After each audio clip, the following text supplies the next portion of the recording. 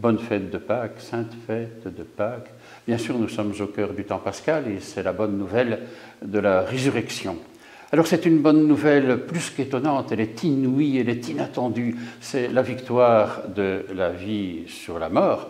Et on peut dire qu'il n'y a pas de nouvelle plus grande que cette nouvelle dans toute l'histoire de l'humanité. Oh, bien sûr, toutes les religions parlent d'une survie, d'une vie au-delà de la mort, mais dans le christianisme, il y a l'expérience du Christ, et c'est dans la foi, bien sûr, mais le témoignage de ceux qui l'ont rencontré vivant après sa mort, pendant la résurrection. Alors c'est tout cela que nous voulons essayer de redécouvrir aujourd'hui. C'est une bonne nouvelle qui est celle du Christ, bien sûr, mais qui nous concerne, car la résurrection du Christ est la promesse de notre propre résurrection.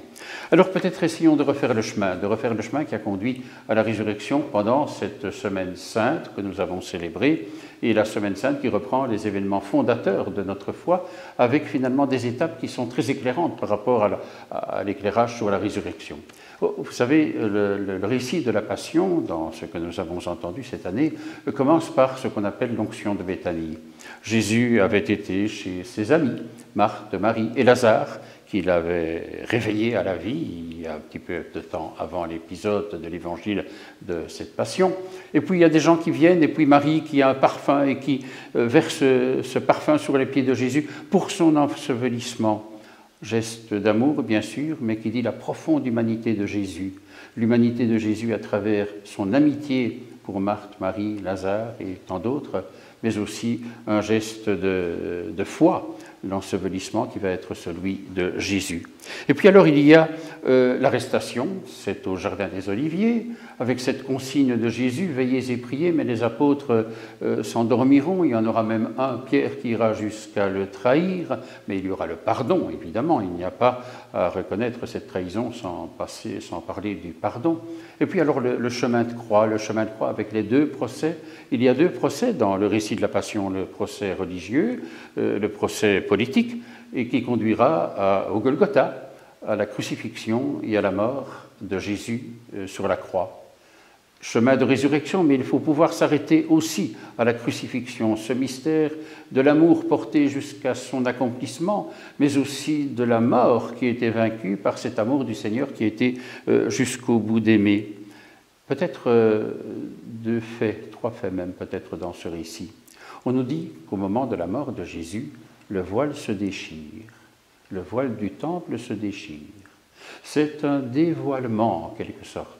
Et cela nous permet de comprendre la mort, non pas seulement comme un enfermement, ce qu'elle est aussi quand même, mais comme un dévoilement, et ce sera la lumière de la résurrection. Mais la déchirure du voile vient nous dire qu'il n'y a plus de frontière hermétique entre le ciel et la terre.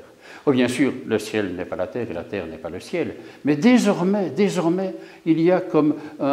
nous sommes citoyens du ciel, si vous voulez, et que le dévoilement, la déchirure de ce voile du temple dit cela. Et puis aussi, il y a la profession de foi de cet occupant, de ce centurion, de l'occupant romain, qui dira après la résurrection, vraiment cet homme était le Fils de Dieu. Et avez-vous remarqué que dans les récits de la Passion et de la mort du Christ, il y a deux professions de foi assez étonnantes. C'est un des deux larrons qui est crucifié à côté de Jésus et qui dira « Souviens-toi Seigneur de moi dans ton royaume ». C'est avant la mort, juste avant la mort. Et juste après, c'est un païen qui dira « Vraiment, cet homme était le Fils de Dieu ». Histoire étonnante, que ce soit un bandit et un païen qui soient les premiers à dire au cœur du mystère pascal cette affirmation de foi. Et puis bien sûr, il y a la mise en tombeau avec Joseph d'Arimathie qui a légué, qui a donné ce tombeau pour que Jésus puisse y reposer un petit peu. Et nous sommes ici un petit peu comme dans la fin tragique d'une histoire qui est devenue dramatique, mais qu'il faut poursuivre pour aller bien sûr jusqu'au mystère de la résurrection. Alors le mystère de la résurrection, c'est bien sûr le mystère de la rencontre de Jésus ressuscité avec des personnes qui l'ont connu, avec Marie-Madeleine, les disciples, tant d'autres, etc. Mais reprenons l'une ou l'autre de ces rencontres en précisant que finalement la résurrection se manifeste toujours à travers des rencontres. La rencontre de Marie-Madeleine, elle est quand même très importante, c'est la première à bénéficier de la rencontre du Seigneur ressuscité, une femme. et celle qui était une pécheresse, mais pardonnée, qui aimait Jésus et qui, dans cet amour, a pu le reconnaître, mais le reconnaître en étant passé par, je dirais, le jardinier, puisqu'à un moment, elle dit, si c'est toi le jardinier, dis-moi où tu l'as mis, en demandant où on a mis le corps de Jésus. Mais par rapport à cela, avez-vous remarqué que le début de la Bible, le début qui relate l'histoire de l'humanité, est dans un jardin, le jardin d'Éden, lieu de création. Que la révélation de la résurrection est dans un jardin, le jardin autour du tombeau où avait été déposé Jésus. Et que c'est dans la rencontre avec Marie-Madeleine, Marie, Rabouni, que se fait la première révélation du Christ ressuscité. Et puis ce sera bien sûr la rencontre avec les apôtres, les 11, une fois Thomas était là, une fois il n'était pas là, les disciples d'Emmaüs, d'autres au bord du lac, etc. Des moments de rencontre. C'est toujours dans la rencontre que se vit la rencontre du ressuscité. Et alors ici, de redécouvrir que cela dit toujours une mission. Ceux qui rencontrent le Seigneur, c'est toujours pour aller donner un élan missionnaire à leur rencontre, faire quelque chose qui soit une communication de cette bonne nouvelle.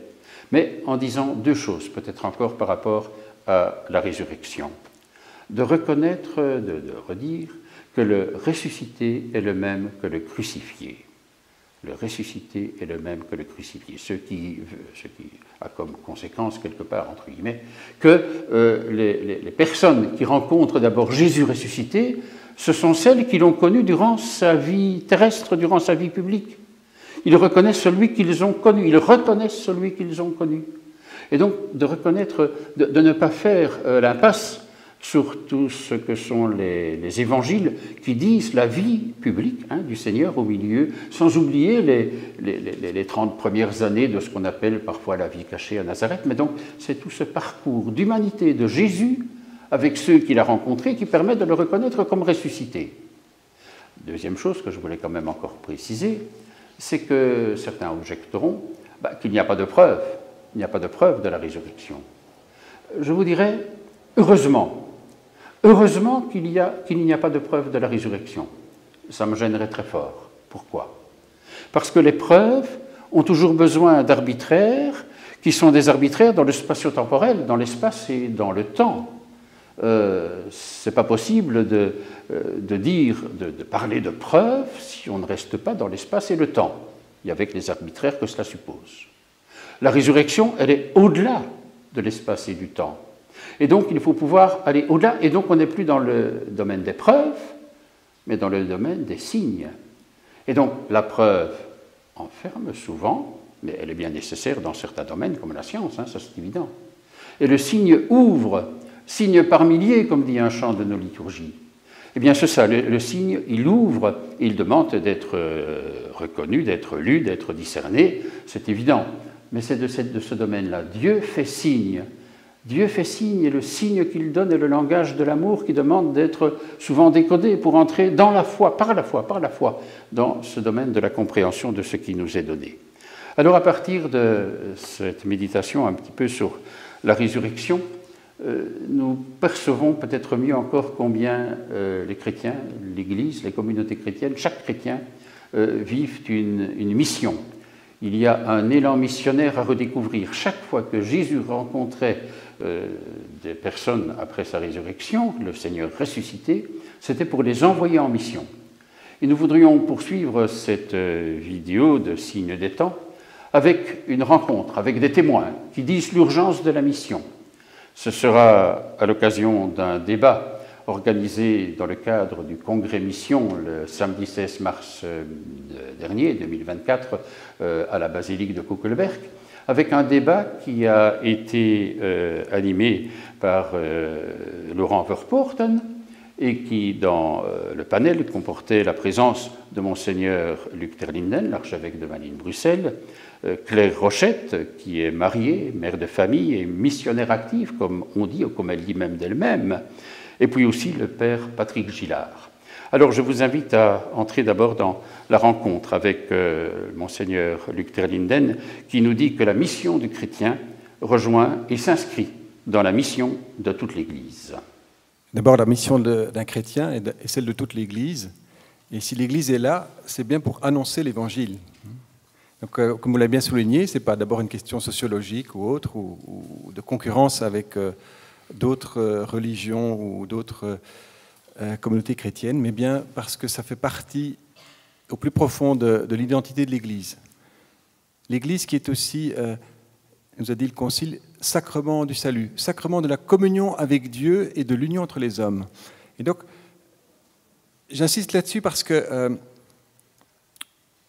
j'aime beaucoup mon homonyme, Luculique, mais l'évangélisateur n'est jamais un cow-boy solitaire. Hein? Et donc, cette mission d'évangéliser et être un bon missionnaire, c'est d'abord au pluriel qu'il faut le dire. Parce que c'est en Église et en communauté que nous pourrons vraiment annoncer l'Évangile aujourd'hui. Comme une parole de salut, comme le Christ sauveur. Et je me permets déjà peut-être de faire écho ici de la rencontre que j'ai eue au début du carême avec plus d'une centaine de catéchumènes, ces adultes et jeunes adultes qui cheminent vers le baptême, qui seront baptisés à Pâques, catéchumènes du Brabant-Wallon et de Bruxelles, que j'ai rencontrés par petits groupes, ils m'ont écrit aussi. Et j'ai été touché par ça. Alors, le frère Patrick pourra compléter parce qu'il accompagne les catéchumènes de Louvain-la-Neuve. Mais d'abord parce que, par des chemins très divers, ils ont fait la rencontre du Christ. Et pour beaucoup, d'ailleurs, dans des conditions difficiles. Et combien ne m'ont pas dit qu'ils avaient découvert en Jésus vraiment un libérateur, un sauveur. C'est le cœur de l'annonce, en fait. Et deuxièmement, ils m'ont partagé aussi l'importance de l'Église. Et certains disant, on sait très bien, on l'entend assez aujourd'hui avec les derniers événements autour notamment des scandales d'abus sexuels, on est conscient que, aussi des faiblesses de certains membres de l'Église, mais c'est par l'Église qu'on rencontre le Christ, qu'on reçoit l'Évangile. Et donc, j'étais très frappé parce que je pense que par leur propre expérience et par ce qu'ils exprimaient, ils sont déjà au cœur de la foi. La rencontre avec le Christ, du Christ vivant, une relation vivante avec le Christ et le rôle de l'Église, justement, pour nous conduire au Christ et pour vivre cette communion avec Dieu le Père et cette union entre les hommes. L'Église est déjà ce sacrement, ce signe dans le monde, est appelé à l'être de cette communion avec Dieu et de cette unité entre les hommes et les femmes d'aujourd'hui. Et ensuite, après Monseigneur Terlinden, la rencontre avec Claire Rochette, mariée, mère de famille, je vous le disais, missionnaire active, je vais reprendre cette expression. Elle nous livre son témoignage qui est un parcours de foi assez étonnant, mais qui peut rejoindre le témoignage du parcours de chacune et de chacun, autrement vécu, mais avec la même inspiration d'être missionnaire. Alors, en quelques mots, bonjour à tous. Donc, moi, je suis née dans une famille catholique, assez classique. Donc, j'ai toujours eu la foi. Jésus a toujours été présent dans ma vie. Mais en fait, si je dois un peu caricaturer, il y avait le sport, la musique, les amis, et puis Jésus avec la messe le dimanche, l'aumônerie, le mège, enfin des choses qui m'ont portée au fur et à mesure. Et il y a eu différents événements, mais en particulier, quand j'ai commencé mes études, j'ai rencontré une fille qui avait une vie horrible. Père alcoolique, violence familiale, et elle s'est confiée à moi, et je me suis sentie très démunie. Déjà, je me suis rendu compte de la chance que j'avais et de la manière dont j'avais été préservée jusque-là. Et en même temps, j'ai dit à Jésus, mais qu'est-ce que je peux faire pour cette amie ? Et la seule idée que j'ai eue, c'était d'aller à la messe pour elle un jour pendant la semaine. C'était un peu bizarre comme idée, parce que j'allais à la messe vraiment par habitude, parce que mes parents nous encourageaient, parce qu'il fallait. Et je me souviens rentrer dans cette église, sans en avoir parlé à personne, petite chapelle, pas mal de personnes âgées, et aussi quelques jeunes, je me demandais ce qu'ils faisaient là. Messe comme d'habitude, je réponds comme d'habitude, je vais communier comme d'habitude, et après la communion, je priais comme d'habitude. Et là, j'ai vraiment senti dans mon cœur que Jésus me disait « Claire, merci d'être là pour cette amie, mais tu vas voir, c'est ici que je vais venir te former, et c'est ici que tu vas pouvoir venir puiser la vraie nourriture. » Et il y a eu comme une force qui m'a poussée à revenir tous les jours à la messe. Je me disais, mais c'est vraiment bizarre, j'ai pas du tout envie d'être religieuse, ça me fait même plutôt peur, donc pourquoi ? Et en fait, après, j'ai découvert que c'était l'Esprit Saint qui me poussait à revenir, parce que j'en avais parlé à personne. Et à chaque messe où je revenais, il y avait une phrase ou un mot, 2 mots, 3 mots de la messe qui prenaient un sens tout particulier, qui vraiment descendait de la tête au cœur. Et j'ai commencé à prendre conscience d'une manière vraiment nouvelle de la folie qu'était chaque messe, du miracle qui se passait à chaque messe, de Jésus qui venait, qui se rendait présent réellement pour moi. Et en parallèle de ça, ces quelques jeunes qui étaient à la messe, je me suis rendu compte qu'ils faisaient partie d'un groupe de prière auquel ils m'ont proposé de venir. J'y suis allée. J'ai découvert des jeunes qui chantaient la louange. Si tu veux donner ta vie à Jésus, j'étais là. Ouh là là, on se calme surtout. Moi, je suis là parce que je voudrais juste que mon ami soit guéri. Et en fait, ce qui s'est passé, c'est que petit à petit, le Seigneur a été patient, mais vraiment pendant cette période, entre la messe régulière et ce groupe de prière, je me suis vraiment rendu compte que Jésus me disait, mais en fait, Claire, je vais être au centre de ta vie. Je suis tout proche de toi. Dans le sport, je suis présent. Dans la musique, je suis présent. Avec tes amis, je suis présent. Dans tout ce que tu entreprends. Et chaque cheveu de ta tête est compté. Et en fait, avec ce groupe de prière, une fois par mois, il y avait la proposition d'aller évangéliser dans la rue. Je trouvais ça assez incongru et j'avais jamais eu l'idée, je savais même pas qu'on faisait ça. Et du coup, j'y suis allée et je me suis un peu laissée entraîner et je me suis rendu compte, et c'est quelque chose qui me marque maintenant à chaque fois que je vais rencontrer des gens, c'est à quel point, en fait, le Seigneur prépare les rencontres, à quel point juste notre oui et notre disponibilité, donc on partait pas tout seul, on était envoyés 2 par 2, c'était dans un cadre ecclésial, et aller rencontrer les gens, juste se rendre disponible, dire on est là de la part de l'Église qui nous envoie de tel père, tel curé, telle réalité paroissiale, et en fait le fait de voir que le Seigneur a préparé les rencontres, le fait de voir que les gens ont soif de Dieu, le fait de voir que en fait les gens ont soif d'être écoutés et de parler de leurs recherches, et ça c'est vraiment quelque chose qui me marque et du coup qui a marqué petit à petit mon chemin. Voilà, ce groupe de prière, une année d'école d'évangélisation où l'Esprit Saint m'a guidée à faire une année d'école d'évangélisation par le porte-à-porte. Donc tous les après-midi, on allait évangéliser par le porte-à-porte dans le sud de la France. Le matin, on priait, on se formait. Et en fait, le fait de voir cette soif, de voir cette solitude des gens, mais qui attendent qu'une chose, c'est qu'on leur annonce le Christ, c'est quelque chose qui a été fondateur pour moi. Et juste après cette école, en fait, est né le mouvement Annuncio, où assez naturellement, du coup, je me suis retrouvée à vivre le premier festival d'évangélisation. Et puis après, donc Annuncio, c'est un mouvement d'évangélisation qui a pour but d'aller à la rencontre des personnes pour leur annoncer l'amour de Dieu. Et ça se fait de façon très simple, très naturelle. Et du coup, j'ai au fur et à mesure eu différentes responsabilités dans Annuncio qui m'ont été confiées. Et Annuncio est entre autres, du coup, à l'initiative du Congrès Mission, tout de suite en partenariat avec différents mouvements, différentes communautés. Et l'objectif d'Annuncio, c'est vraiment annoncer cet amour de Dieu. Et puis du coup, à la fois en organisant un festival plus pour les jeunes et aussi en accompagnant des paroisses ou des groupes qui se disent oui, c'est important de sortir de nos églises, mais on ne sait pas comment. Et du coup, on est là aussi pour accompagner, pour former, pour donner des clés, pour surtout lever les peurs, pour donner le désir de se lancer. Le père Patrick Gillard est dominicain, il habite la communauté dominicaine de Louvain-la-Neuve. Et il nous dit que c'est maintenant le jour de la mission, parce que c'est maintenant le jour du salut. On l'écoute. Oui, alors vous aviez commencé avec l'urgence du salut.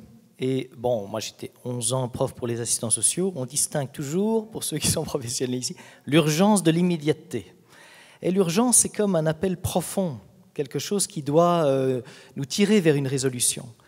Et en fait, c'est vrai que Jésus a 3 ans visiblement de vie publique, les temps sont courts. Il y en a qui pensent qu'ils ont tout le temps, peut-être ils l'auront, oui, c'est possible, mais pas toujours. Et quand je pense à l'évangélisation, je pense souvent à la phrase de Saint Paul en 2 Corinthiens 6, là, c'est maintenant le jour du salut. C'est pas où on va mettre le plan en marche et puis on va réfléchir et l'année prochaine ceci et voilà. Toujours des plans, parfois sur la comète, parfois très concrets et très, très réalistes. Et puis il y a en fait le quotidien où il y a une urgence à gérer. Des gens qui crient, des gens qui attendent, comme a dit Claire, ou des merveilleuses rencontres, comme a dit Monseigneur Terlinden avec les catéchumènes. Il y a pour maintenant quelque chose à vivre et à faire, et pas seulement quelque chose de bien construit. C'est maintenant, le jour du salut. Et donc, dans l'évangélisation, vous me posez la question des périphéries. C'est vrai parce que pendant tout un temps, quand j'étais dans cette prison, on me disait toujours « Ah oui, frère Patrick, toi, tu es aux périphéries. » Je me disais « Tu parles, ils appellent ça les périphéries, toi. » On est reconnu avec un titre officiel par l'État. Aumônier de prison, c'est un titre officiel de l'État. C'est même rémunéré pour une partie d'entre eux. C'est un titre officiel dans l'Église, où on est tout à fait reconnu. Et en plus, à l'intérieur de la prison, ça vous donne toute une série de droits. dont il faut faire usage pour les aumôniers, pour ne pas laisser des détenus en cellule nue au cachot, etc., simplement parce que d'autres l'auraient décidé alors que c'est un droit d'aller les visiter. Donc d'utiliser, mais ce n'est pas la périphérie, ça a l'air d'être la périphérie. Là où il y a vraiment la périphérie, c'est là où l'Église ne va pas. Par exemple, en Belgique, bon, sur le terrain de la prostitution, mais j'ai écrit à Monseigneur Tolinen, ça veut dire que bientôt l'Église ira, mais dans le fond, là, il n'y a pas d'Église. On ne va pas se mentir, il n'y a pas d'Église. Et il y a une attente très forte. Les 2 Brésiliennes qui ont fui la semaine passée, voilà, en s'échappant de leur appartement où elles étaient prostituées de force, ont mis simplement sur elles le maximum de sous-vêtements, le maximum de t-shirts, et puis pour avoir l'air normal en sortant sous les caméras. Et puis elles se sont retrouvées rue d'Arscott et sont venues chez nous et on les a rapatriées au Brésil. Et ce qu'elle m'a dit, la première à qui j'ai eu affaire quand je l'ai croisée rue d'Arscott, elle m'a dit « Ça fait 1 mois que je prie le Seigneur pour qu'il vienne me chercher, 1 mois. » Et puis je lui dis « Écoute, si tu veux, on va prier ensemble, je suis prêtre. » Et elle a fondu en larmes, sa collègue aussi évidemment, parce que ce n'était pas seulement croiser un prêtre, ça on peut en croiser, ça arrive, mais c'était comme une réponse à sa question. Et donc dans ces milieux-là, il y a une véritable attente. Il y en a qui demandent le baptême, il y en a qui demandent des confessions, il y en a qui laissent leur vitrine fermée jusqu'à ce qu'on soit passé pour la prière, etc. Il y a une véritable attente où pour l'instant l'Église n'est pas. Ça, c'est de l'évangélisation j'allais dire externe, donc pour des milieux qui ne sont pas fréquentés qui ne fréquentent pas l'Église de manière habituelle. Mais il y a tous les autres milieux. Et nous sommes à évangéliser, je suis à évangéliser. Et la première mission d'évangélisation, d'ailleurs en théologie, on en parle comme une mission divine, c'est-à-dire pas le Père lui-même, puisque c'est lui qui ne procède de personne, donc c'est le Fils et l'Esprit Saint qui sont en mission. Et c'est parce qu'ils sont en mission qu'ils vont vers nous qu'en fait quelque chose se passe. Sinon, on peut faire des choses utiles, plein de choses, mais les choses sont très différentes lorsqu'elles sont inspirées par Dieu lui-même. Et c'est ça la mission de l'Église, c'est celle qui vient du Fils et de l'Esprit Saint. Et parfois, elle était visible, évidemment. Le Fils s'est incarné, c'était visible. L'Esprit Saint est descendu sur les apôtres à un moment donné. Mais parfois, il faut pressentir la mission de l'Esprit Saint d'une manière invisible. Saint Paul n'a pas attendu que d'autres apôtres disent de lui qu'il était apôtre. Il se proclame apôtre. Mais la différence, il ne le fait pas pour diviser l'Église. Il l'a construite. Il n'est pas un diviseur. Et en même temps, où sont les premiers évangélisateurs? Ceux qui constituent l'Église et qui sont en fait inspirés par l'Esprit Saint, même sans le savoir, en fait, c'est vous. Il y a beaucoup ici, on n'est pas que des prêtres et des religieuses, il y a plein de gens ici qui ont eu des enfants. Eh bien, moi, vous voyez, j'ai vu ma maman prier. Et au départ, ça ne fait rien. Ça ne fait rien. Mais en faisant une excursion ici avec les étudiants, en faisant 6 abbayes sur un jour, tout à coup, on est arrivé à une des abbayes et j'ai dit, pendant des années, j'ai vu ma maman prier à cet endroit-là. Et c'est elle, en fait, qui a évangélisé certains cœurs. Et je me dis, voyez, vous êtes ici, il faut bien sûr compter sur vos pasteurs, sur les laïcs consacrés, sur tous les laïcs de l'Église, même non consacrés. Mais dans le fond, la première Église, c'est l'Église de votre âme. Vous êtes à la garde de votre âme, en responsabilité. Vous avez la possibilité de transmettre quelque chose, même quand vous vous sentez très incapable. J'ai cette conviction aujourd'hui dans l'évangélisation que si la source de la grâce se trouve principalement dans les sacrements, en fait, elle commence dans les cœurs de manière très humble. Et c'est dans les familles, de sorte que même si vous pensez que vous ne servez à rien, ou l'Église ne vous demande rien, ou que vous n'avez pas l'impression de pouvoir être utile pour qui que ce soit, ou que Dieu vous a oublié même, eh bien détrompez-vous, parce qu'il n'y a pas une seule prière qui ne soit pas exaucée d'une manière ou d'une autre, et tôt ou tard. Il n'y a pas une seule prière qui ne soit pas exaucée. Un de ceux qui va être baptisé ici, il m'a demandé d'être son parrain ici au mois de mai, en fait n'a plus de parents. Son père est mort, sa mère s'est suicidée, etc. Et dans le fond, son grand-père avait prié pendant longtemps pour qu'il puisse avoir la foi, mais évidemment il avait des parents à cette époque-là qui ne le lui permettaient pas. Et je crois que, vous voyez, je lui ai dit, je pense que c'est les prières de ton grand-père. C'est possible en tout cas, que Dieu entende à retard. Il n'y a aucune prière perdue. Et c'est ça l'évangélisation aussi, jusqu'au bout. Et je termine par une toute petite histoire. J'étais à un enterrement d'une de mes consoeurs, sœur Marie-Lucie, je m'en souviens encore, 86 ans, une moniale dominicaine. Les moniales dominicaines, ce n'est pas des idiotes. Si vous allez à Saint-Maximin, vous allez voir qu'elles sont très très charmantes. Elles auraient très bien pu vivre autre chose que la vie religieuse. Mais voilà, elles ont été appelées par Dieu pour vivre une vie de prière. Et tout le monde pourrait dire à quoi ça sert. C'est pas Mère Teresa, c'est pas, voilà, ça se voit pas. Et j'étais invité à son enterrement, et quand j'arrive à l'enterrement, je croyais m'être trompé d'église, puisque j'étais 10 minutes avant l'heure, il n'y avait personne. Et en fait, je fulminais, parce que dans cette même église, des années avant, j'avais participé à l'enterrement d'un jeune qui avait volé une voiture, il s'était planté en voiture, et donc il y avait eu des morts parmi les jeunes, c'était des gens que je connaissais très bien, des jeunes délinquants, mais enfin des gens que j'aimais bien. Et là, tout le monde pleurait, il y avait un monde fou. Mais pour cette sœur, il n'y a strictement personne. Et je fulmine en moi-même, comment ça c'est possible? Quelqu'un qui a prié toute sa vie, et il n'y a personne pour venir la remercier pour ça. Et puis je reprends mon calme en me disant, bon, t'es pas venu pour respecter, alors concentre-toi un peu sur cette messe maintenant. Et à ce moment-là, je vois sœur Marie-Lucie, comme je l'ai connue, pliée en deux, toute petite, et je la vois dans une grande plaine, et elle marche toute seule, et puis je vois une barre à l'horizon, et cette barre se rapproche à très grande vitesse, et je commence à distinguer des visages, plein de visages, qui essayent en plus de la toucher, et elle se défend, elle dit « Qu'est-ce que vous voulez? Qui êtes-vous? Je ne sais pas qui vous êtes, etc. » Et alors, de toute la foule que je voyais à ce moment-là, fuse la même réponse, mais en boucle. « Mais nous, on te connaît.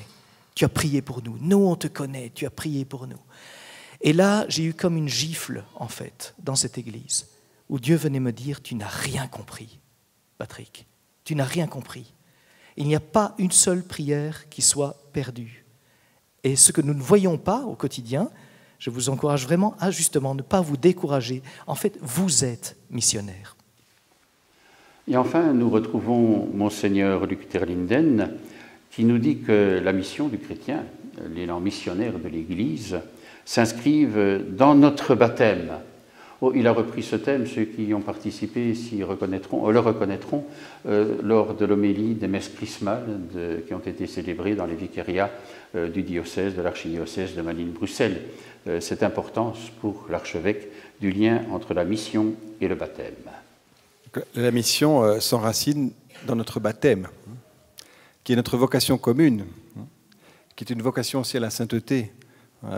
Et je dirais même que la vie religieuse, la vie sacerdotale d'un prêtre, la vie d'un diacre, ce sont des modalités de vivre cette vocation commune que nous avons du baptême. Et c'est au nom de notre baptême, d'abord, que nous sommes missionnaires. Et dans cette complémentarité, et comme je le disais, et pour moi c'est vraiment très important, c'est de pouvoir vivre cette mission vraiment en Église, mais concrètement aussi par des communautés, par des assemblées vivantes. Et on doit toujours garder ça, d'ailleurs, à l'œil. On est dans une période, je ne dois pas vous l'expliquer, de grande transition dans la société, dans notre Église, qui amène à faire des choix, parfois douloureux aussi, notamment pour la question parfois de la réaffectation de certaines églises, certains lieux de culte, etc. Mais s'il n'y a pas là derrière la conscience que c'est pour une église missionnaire qui a mission d'annoncer l'évangile et de susciter des communautés, des assemblées vivantes, rayonnantes, alors on est à côté de la plaque. Donc, et j'insiste beaucoup là-dessus, et c'est vraiment un souhait que j'ai exprimé aussi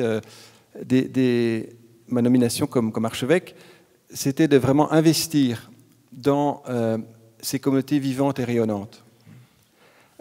Et je me permets de faire ici un peu écho à l'expérience que j'ai eue. Après avoir une très belle expérience de vicaire à Louvain-la-Neuve, il y a beaucoup de paroissiens de Louvain-la-Neuve ici d'ailleurs que je salue, et d'une très belle communauté vivante, rayonnante, frère Patrick peut aussi en témoigner. J'ai été nommé à Bruxelles, à Ixelles, et dans une paroisse de la ville. Et j'étais très surpris déjà de voir le nombre de catéchumènes. Chaque année, il y a entre 4 et 10 catéchumènes qui sont baptisés. Et donc, c'est quelque chose qui me précédait. Et en parlant aussi avec l'un ou l'autre, je me dis, mais qu'est-ce qui fait d'abord qu'il y ait une telle vitalité? Et la première chose qu'on souligne, quand j'en parle aussi, c'est la chaleur de cette communauté et de cette assemblée et l'accueil, la qualité de l'accueil. Que chacune et chacun se sente vraiment accueilli, comme il est. Merci donc à nos 3 intervenants. Merci à Annonciate Le Ménager et à toute son équipe dans l'organisation du congrès Mission, qui a été un beau succès, entre guillemets, bien sûr succès, mais ça montre la dynamique et toute la fécondité d'une initiative comme celle-là. Merci à Christian Verstraete et Georges Litz qui ont enregistré ce débat lors du congrès Mission et qui nous permettent de bénéficier de cette contribution aujourd'hui. Merci aux Fraternités du Bon Pasteur qui nous accueillent pour l'enregistrement de cette séquence Signe des temps. Et merci à vous, bien sûr, qui nous avez suivis, en vous souhaitant encore, et on peut le prolonger parce que le temps pascal va pouvoir se prolonger durant 50 jours, les 40 jours qui conduisent à l'Ascension, les 50 jours jusqu'à la Pentecôte. Bon temps pascal parce que bonne fête de Pâques, que ce soit dans le souffle de cet élan missionnaire d'une Église joyeuse et féconde, que nous puissions célébrer la joie de la résurrection. Au revoir, à très bientôt.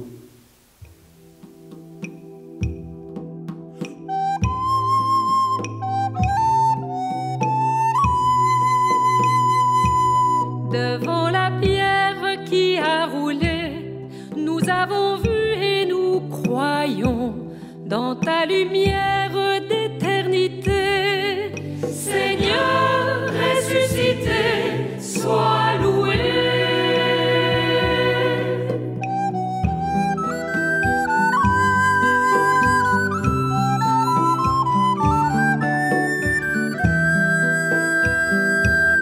Nous étions morts au fond de la nuit, mais ton soleil nous a levés. Dans ce passage, tu nous conduis. Seigneur ressuscité, sois loué.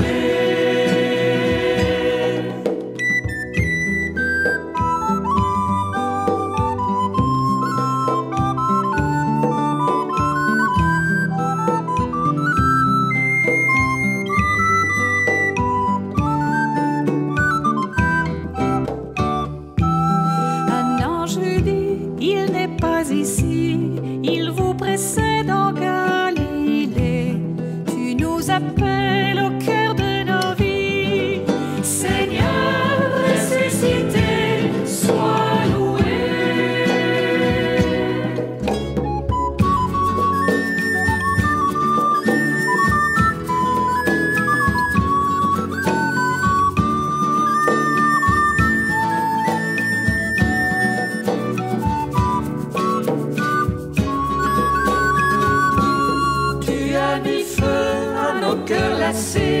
Tu as mis fin au désespoir, tu veux changer